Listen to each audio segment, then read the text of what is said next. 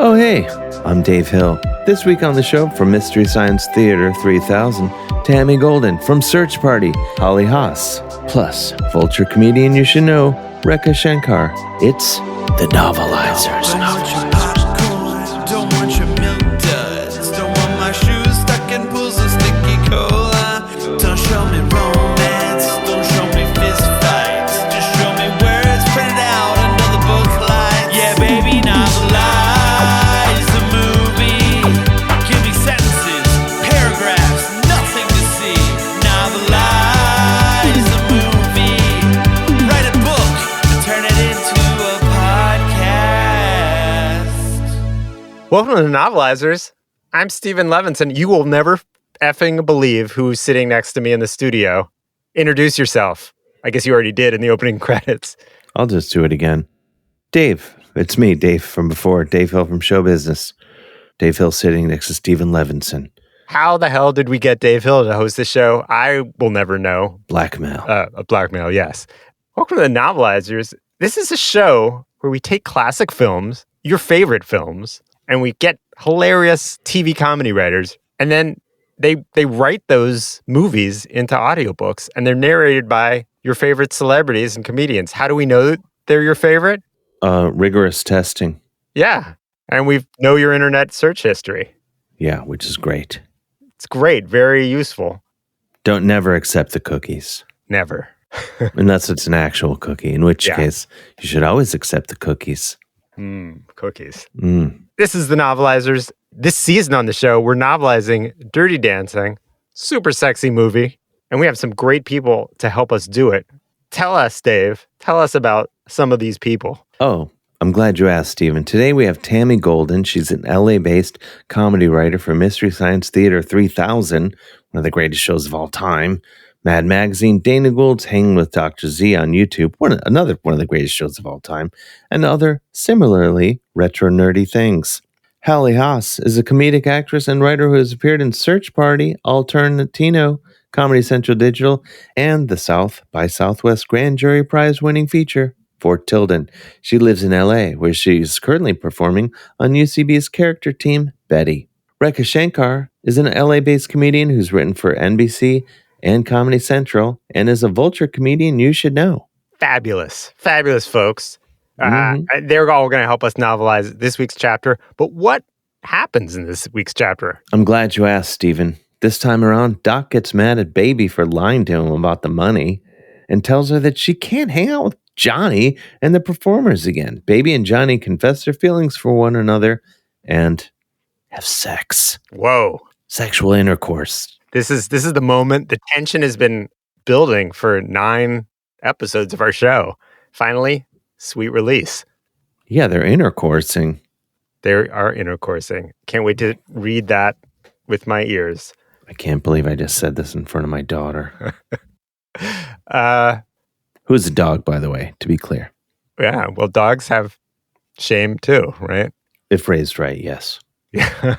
Sounds like a great episode, but we can't do this alone, people. We need help. We need a little bit of money to keep the mics on. How does that happen? Well, a little something called Patreon, the Novelizers Patreon. All proceeds go towards Stephen's Botox, honestly. Yep. Do I sometimes think we should put the funds, direct them towards something else? Yeah, a lot of times. But Stephen's like, no, actually. Hey, you can't take that money with you. You might as well put it all into your face. That's exactly right. Tammy Golden, Hallie Haas. Novelize us. The daddy is upset with me, or at least with who he thinks I am, which is his human daughter, baby Frances, or Frances Baby, or something. He is angry that I, have been spending time with the wrong element, and also finding out that his $250 was used for an abortion, and not even a very good abortion. I am thrilled. Anger is my goal. Our plan to set humans against each other and destroy their own kind so that my race can leave our dying planet and relocate to Earth is working splendidly. The daddy says he doesn't know who or what I am anymore. I freeze in fear. Have I blown my cover? Does he suspect that I killed, then took the form of his daughter to infiltrate humankind and cause them to end their species? But I had been so careful to leave no trace of her remains. I had copied her vocal cord vibrations and cadence, and the way she walks, and the way her face looks pinched, yet frightened. I have failed.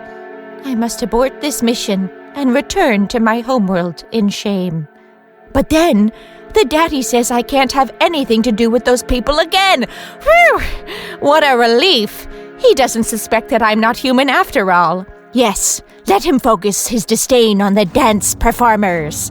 It will keep him distracted from my doings, and perhaps his rage will spread over the entire petri dish of humans in this remote resort camp. If I can destroy Kellerman's mountain house, so too can I destroy Earth, one microcosm at a time.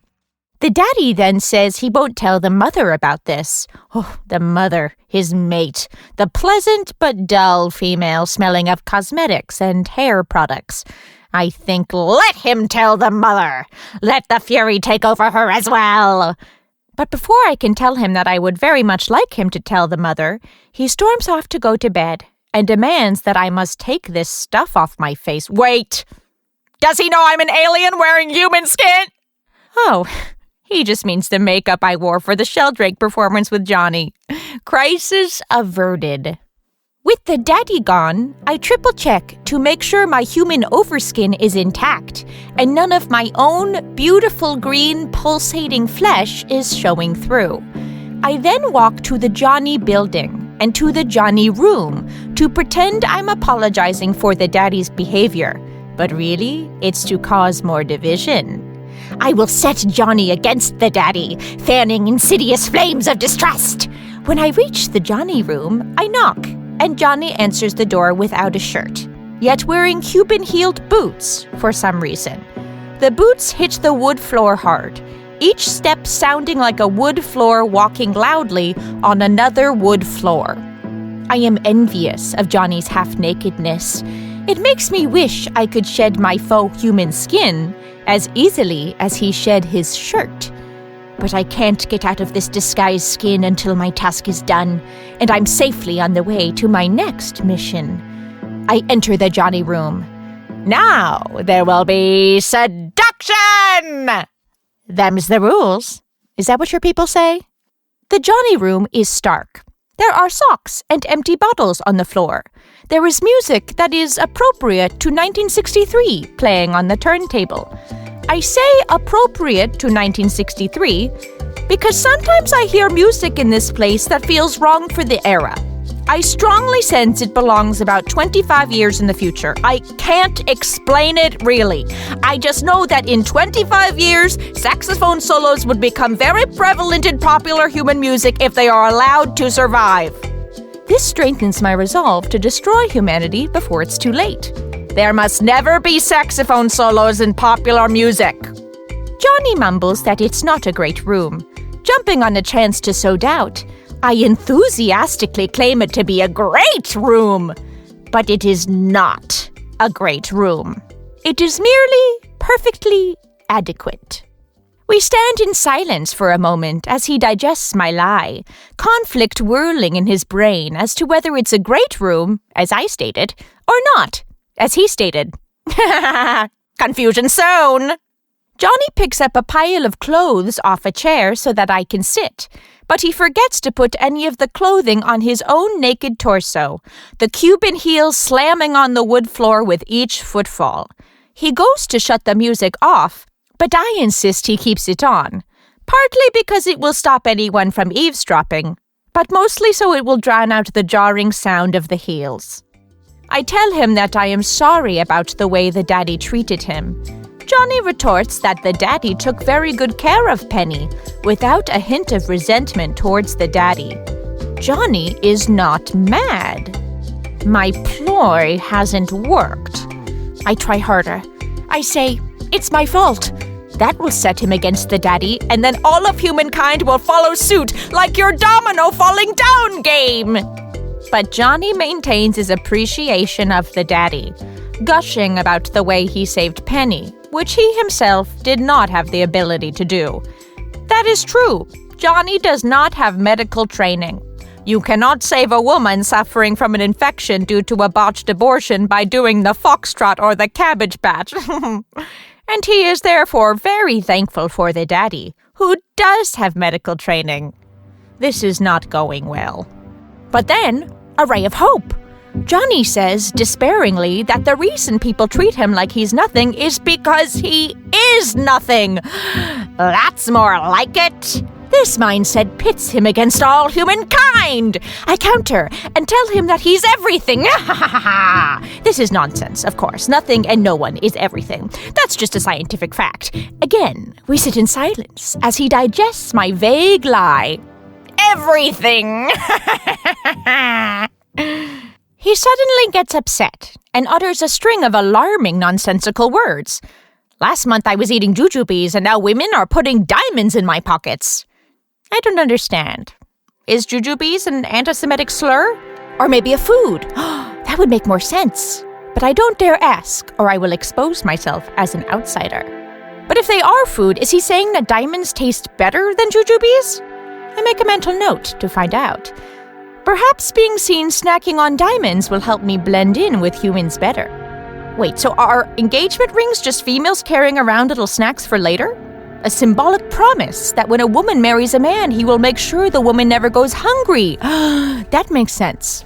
That must be it. My confidence is wobbly after his strange combination of words. I scan him, but I don't see any sign of a stroke, so I am unsure how to respond. But I have noticed that since taking the form of a human Earth female, my words seem to have little meaning to human males. It doesn't really matter what I say. So I blurt out, "It doesn't have to be that way," feigning a fittingly youthful, misguided sense of idealism. That seems on brand. I am getting good at this. He claims that he hasn't met anyone like me, the way I help people. I have to stop myself from laughing. My race laughs in a guttural, low, wet roar that would out me as an alien. Yes, he certainly has not met anyone like me. But no, I'm not helping people. I tell him I'm not brave just for getting the daddy when someone needed help. As I say this, I realize that we have been spending far too much time talking about the daddy. Perhaps I should ask about the daddy, to even out the conversation? But before I can, he tells me that he sees me as fearless. I've observed that men do not like to mate with fearless women, so I must convince him that I am weak so I can fulfill my duty. I tell him I'm afraid of everything. What I saw, what I did, who I am, why I am, where I am. Then I lay it on thick. I proclaim, I'm scared of walking out of this room and never feeling the rest of my whole life the way I feel when I'm with you. A very awkward sentence, but he buys it. A new track of 1963 music plays, and I suggest we dance. But he says, here? Oops, is the Johnny Room not an acceptable dance place? Do humans need a specialized location to dance? I have not considered this. This error may blow my cover. Do I need to kill Johnny? My survival instinct kicks in, and my eyes start warming up for the laser attack. But before I can dissolve him with eye lasers, he starts dancing. And I am both glad that I won't have to make excuses about his disappearance, yet at the same time disappointed that I don't get to dissolve him with eye lasers. Bittersweet, I think you call it? We are badly matched in the dance. He is much taller than my tiny, bony, temporary girl body. It is Great Dane to Chihuahua proportions. I can, of course, grow as tall as I wish on a moment's notice, which would make the dancing far better. But that might terrify Johnny. I decide to stay at my current height. We continue our very lopsided dance. This will all be over soon anyway. As we dance, we put our heads close together. Both of our feathered, moosed hairdos that I sense would be popular 25 years from now brush against and stick to each other. I must stop the universe from ever having these hairdos. I am doing a favor by destroying humans. He now takes off my shirt. I think it's because he is jealous that I had a shirt and he did not have a shirt. Now we are equal. I panic because I think he might accidentally lift my torso skin along with my shirt, revealing my alluring, shiny, green, undulating flesh beneath. Oh, how I long to let my slimy, bumpy skin out of this human pink membrane. But I cannot. Luckily, it stays intact, and so does my secret. For now. Then Johnny turns the lighting in the room to red, which is called mood lighting, a signal that the mating ritual must begin. I offer him my cloaca. Like most of the human men I have seduced before, he does not seem to notice that it is not a human woman's sex organ. I am grateful that most men seem unfamiliar with female anatomy. Perhaps that is why the doctor botched Penny's abortion. Men don't know how female bodies work. But the daddy knew, so he fixed Penny. Again, I am focusing too much on the daddy. This is not a suitable time for that. As we merge, my cloaca seals his seed in an interior side compartment for later, to add to our specimen seed zoo when I triumphantly return home to announce that we may soon relocate to Earth. My people will look upon the specimen and marvel. Wow! Behold the man seed! They will declare, and I will nod proudly, knowing that I was able to provide them with this rare novelty. I realize the dancing we did earlier is not so far removed from the mating act we are currently doing. Human sexual congress is a type of dancing, but dirtily. That is a good way to describe it, a correlation that only I have thought of. I am fairly sure that this is an epiphany. Later, Johnny will fall asleep. And because my kind does not sleep, this will give me an opportunity to check Johnny's pockets for the diamonds that women have placed there. I would very much like to see if they are delicious.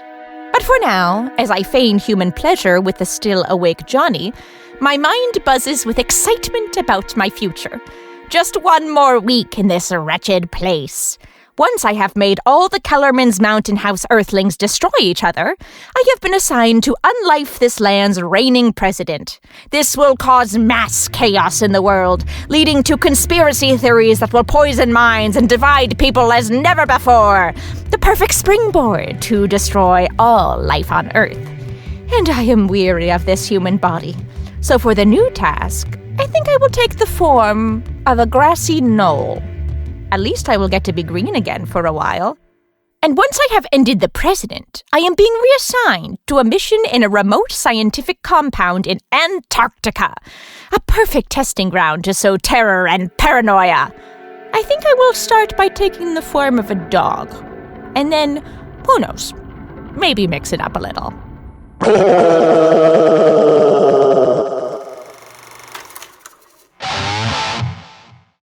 Surprise bill? Need fast funds? CashNet USA can help. When you need money fast, be the hero. Apply in minutes at cashnetusa.com and get a fast decision. All loans subject to lender approval. Speed of funding is subject to verifications and your bank's processing times.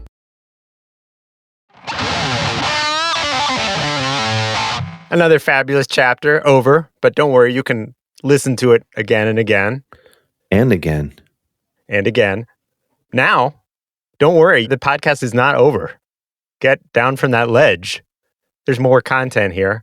We're talking to someone who actually helped make the film Dirty Dancing. I don't know how you get these people. Blows my mind. Yeah, I guess none of them signed NDAs. Yep. That's how we did it. Now we've got them. No, we've got them. So let's hear that interview. Hello, I am here with another interview portion of the Novelizers, and today I am talking to Flora Munch, who was a set decorator on the film Dirty Dancing. Hi, Flora, how are you? Yeah, I'm so well, Christine. Nice to meet you. So you were a set decorator, Yeah. and what did that mean on this particular set for this film? Well, what I thought it was going to mean was, decorating the ballrooms and, sprucing up the resort rooms and all the families are staying in. It's a nice resort, Yeah. Catskills. But what ended up happening, the movie took so long that the leaves on the trees were changing. And they said to me, Flora, what are we going to do? The leaves on the trees are changing colors. It ruins the continuity. Baby can't be taking a dance lesson and then the next day the leaves are turning brown and it looks like a million years have passed. So I came up with the idea. I said, we spray paint the leaves. We got to paint them all green. So that became my job. So I'm dealing with a lot of colors I got to turn into green. That's a lot of math. Sometimes there's a stereotype about SecTech people. I don't know if you've heard it. They don't know how to do math. There's a horrible stereotype. Bad at math. I would not have thought that because it doesn't seem like there's any reason to think they would be bad at math. But you're saying that is a pretty strong stereotype. Huge. It's really vicious. People are always saying that. Haha, 2 + 2 is what? Is a common thing people say when they pass by. Set decorator. It's awful. Awful people. And you do know what 2 + 2 is. I usually am always able to answer that. It's really rude. It's really rude, this sort of like kind of hierarchy on sets where they treat set deck people like that. So I'm doing a lot of math and I'm doing it well to get that green correct. So that's one thing. Number two. Can you actually describe the math you would have to do? What was the actual math of turning a leaf green? Mm-hmm. So you get a brown and you go, okay, how many pigments do I got to add to make this the correct green? I have an ultimate X factor of green I'm trying to get to. So, brown plus Y equals green. X, right? Green. X. And so I'm solving what Y is, but every leaf is different. So I'm having but also how do you even count pigments? Exactly. But I'm actually asking. Yeah, totally. It's really hard, as you're saying. It's hard. You gotta, especially for green, you're counting 2 pigments, blue and yellow. So how many drops of blue, how many drops, how many pigments are in a drop depends on the size of the dropper. Sometimes you get more pigment if the dropper's big. Sometimes you get less pigment if the dropper is small. So these are all things. Sometimes one day someone taking my dropper to cure their pink eye and I got to use a different dropper. And that cannot be good for pink eye. If they were using the same dropper? Yeah, they're probably making it green eye, Yeah. That's got to be super dangerous for your eye. This is what I'm saying. Don't touch that stuff. The other vicious stereotype that anybody could touch my stuff. Everybody thinks, I know how to use that. I can take that. I can take that right off your cart and sell it online. You can't do that. That's still stealing, even if it's from my department. What would someone try to take and sell online, especially during the filming of this? Because this is a long time ago. People are, the whole thing on sets, if someone's drinking wine, it's not real wine the actors are drinking. Yeah. Yeah. So that juice, it's a special blend to get that color red. I'm dealing with a lot of math to make that red for red wine. And people get enamored with that stuff. They're like, this is the same red wine that Don Draper threw at his kids on an episode of Mad Men. Wow, I'm going to sell that online. And they're trying to sell liquids online, which doesn't go well. Where would they even sell it at this time? Like was eBay even around at that point? At that time you had to do the stuff eBay was doing, but in person. So it wasn't online. It was like in person. In person, you're taking the red stuff that I made and you're selling it on street corners and stuff and having to be like, baby's red drink or whatever. Yeah. I cannot believe you had to deal with this as a set dresser. Like you're constantly having to like defend your own like materials. My own position. It's unbelievable. The amount of disrespect. Was there someone, you say that, you were sort of scared on set that people were going to steal things from you. Was it hard to have to defend like your position on this film? Like it sounds like you were kind of in a defensive position this whole time trying to make this work and also, make sure no one's taking your shit from you, I saw a funny video the other day that gave me a flashback to working on Dirty Dancing. Have you seen those videos? It's like panda wranglers in a zoo in China and there's little baby pandas. And it's like the person's coming out just to rake some leaves, but the pandas are crawling all over them. They can't do their job. You know what I mean? I haven't, but sounds absolutely adorable. It's so cute when it's pandas. Yeah. I would love if a little bear crawled all over me. But picture that with people. I got all my little fake food set up, my fake wine. People are coming over trying to steal it and sell it on street corners. It's exhausting. I can barely paint my leaves when people. Well, the fascinating thing about it is you're all working together. Your goal is the same: make a good movie, and what you're doing is really valuable because if people don't believe that it's still summer, what is she doing here? What does she right? do? She should be at school. She should be at school. She should be at school already. And all of these, these guys who are working there on their summer break at, whatever university, like they should be back at school. It doesn't make any sense. I had to have a talk with the director because they were having a big conversation. They said, well, what if it's just fall? It's okay, right? And I said, Wow. What about school? They said, what about school? I said, people are going to say her parents are negligent for sending her to dance camp instead of school. I'm so glad that you pushed back on that because Thank you. the film would not have been the same if we're watching it and it's summer and they're all there together and then all of a sudden it's fall and everyone's pretending like there's no difference here. But like no one goes on vacation to a summer place in the fall. It doesn't make any sense. Doesn't make any sense. God forbid we get snow. I can't paint that green. It'll melt in my hands. Yeah, and it'll hurt. Can you That's imagine? Gonna hurt. Can you imagine standing in snow, and I imagine barefoot because you don't want to like contaminate it and then trying to paint it the whole time? Are you kidding me? Yeah. Are you kidding me? God, I'm never going to do that again. No. So, which brings up a great point. Have you continued to work in the art department? And what have you done since this film? I did a movie called Fargo. You know that movie? I definitely know that movie. That is a really good movie. That's incredible. It's incredible. You worked on that movie takes place in summer, What? and it was a hot summer. So all the snow you see, Stop. that's my specialty became a thing. That's dirt, and I had to paint that white.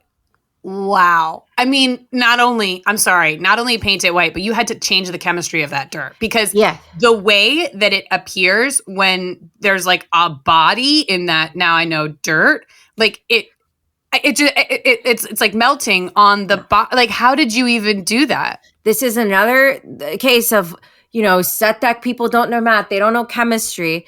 What you have to alter molecules. So dirt has a particular molecular structure. What is that structure? It's usually a couple of parts sand, one part clay, some part rock. Mm-hmm. Sometimes there's bugs. You have to account for that. If there's any worm in there, maybe beetle.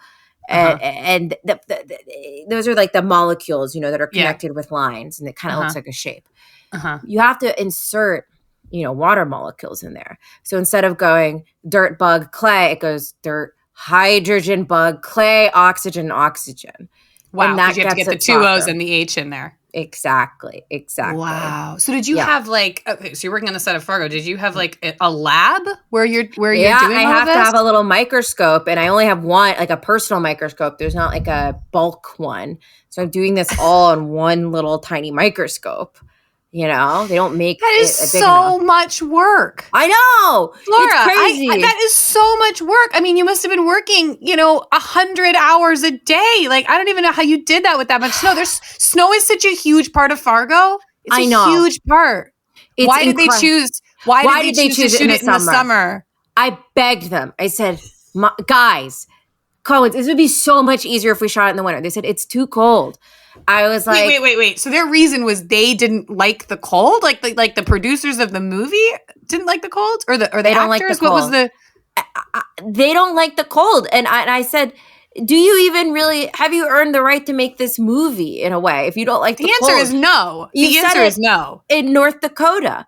But the Coens, they do what they want. Yeah. They're hiring whoever they want at whatever season they want and paying people whatever they want. They don't know any rules. They're just flying by the seat of their pants. I mean, you should feel so proud of what you did on that movie because that's a phenomenal movie. I would never know that's not snow. Thank you. And that was all you with one tiny microscope. With one. Did you have a little like traveling lab? I mean, it sounds like you didn't have like a building per se, but you must have had some sort of like little tent or something. I had a tent. A tent, and I had to keep people backing away. I had to keep people backing away from me because they're all trying to get my stuff, to take my stuff when I'm not looking because my eyes are mostly down in the microscope. Yeah. And they're taking my stuff behind me. It sounds like for you, with all of this math and chemistry and chemical altering, that your job, well, it could go two ways. It could get significantly harder or it could get significantly easier with AI, right? Because, I mean, it feels to me like you could just say like, hey, Chat GPT, like, what's the math for turning this dirt into viable snow for a film production? I would love to see what, ChatGPT tells you. It's one of those things where it could be nice, but as a pro, I'll always know it's not real. I hear other artists see something that's AI generated and they go, oh, that her arm looks weird in that picture. That's not how an arm normally bends or whatever because AI generated it. That's how I feel when I see dirt that I know is AI generated. I'm like, it doesn't move that way. Dirt, you mean snow that's not snow. Yeah, exactly. It's not real. It's actually dirt. But you're saying see it. If it were not real in a different way, not real that it's not dirt, but not real that it's not. It's computer it's generated. It's not. I can tell. I always can tell. Mm-hmm. It's hard to unknow that. Have you ever been? Is there a film more recent that you've been working on where this has come into play, where the AI piece has really come into play? Yeah, big time. You seen the Meg too? The shark one? Yeah, I haven't seen it. I mean, I saw previews to it, but wow, you worked on that. I did. That was a blast. I like sharks. I thought that would be fun. You do. You like sharks. I have a lot of shark, stuff with stickers and magnets and stuff. And I thought that would be a really fun one. I don't go to the beach very often, so I thought that would be nice. Lo and behold, I show up on set. We're in a desert. Well, you would have known before you showed up because to actually get to where set was, you would have known you were going to a desert, I assume. I thought, so we landed in a desert and I looked at the call sheet and it said, 1100 St. James Street. And I was like, okay, well, maybe there's a lake there. It was dry. And I said, do I have to crack my knuckles and get started here? I got to make water. Yeah. You got to make water. I had to make water. So this is now become my calling card. How did you make water?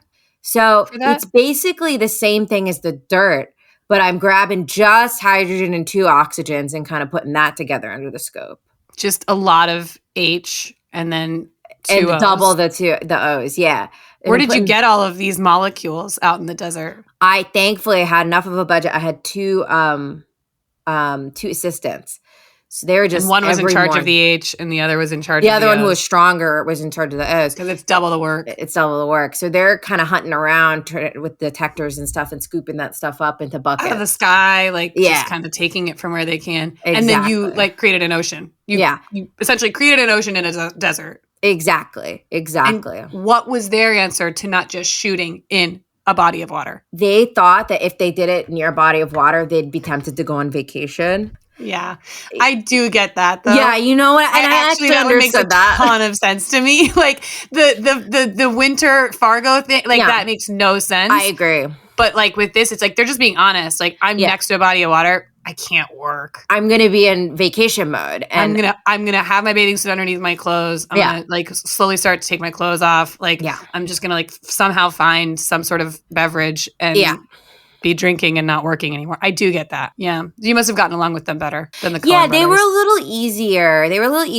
And the movie has more kind of emotional resonance to me because I like sharks so much. Whereas Fargo is kind of like whatever, Yeah, just a lot of murder. Yeah, who cares? Murder in the dirt.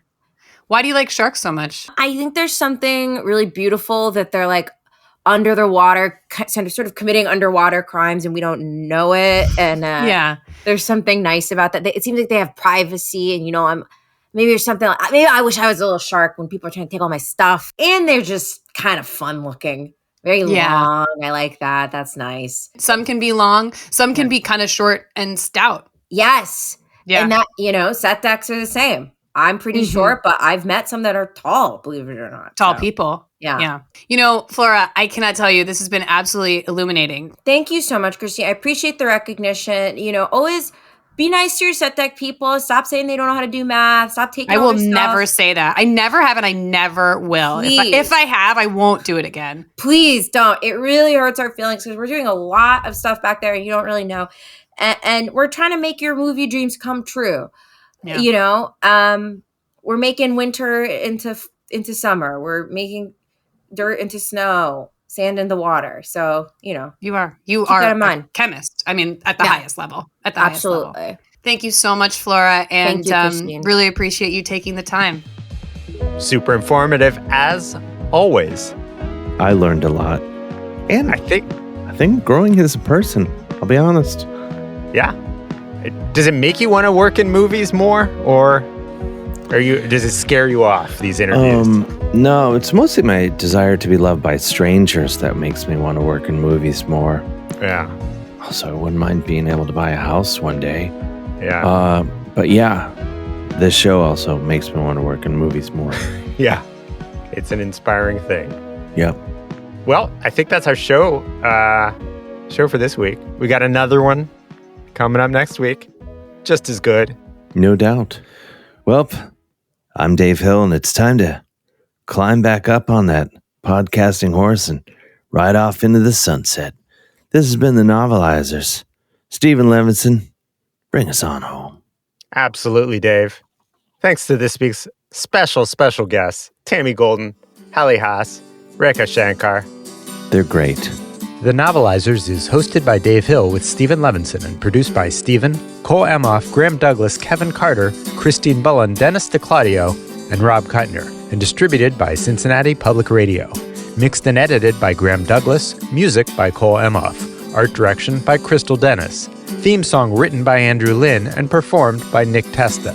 Follow the Novelizers on Threads, Instagram, Twitter, and Facebook, and support us on Patreon. The Novelizers is an unauthorized work of parody. Copyright 2025, Novelizers LLC. Back to you, Dave Hill. There was a baby put in the corner. There was a guy who could give your mama a boner. He taught her dancing, it took a minute, and she flew into his arms just like an egret. Novelize that movie, write a book, and also read it to me.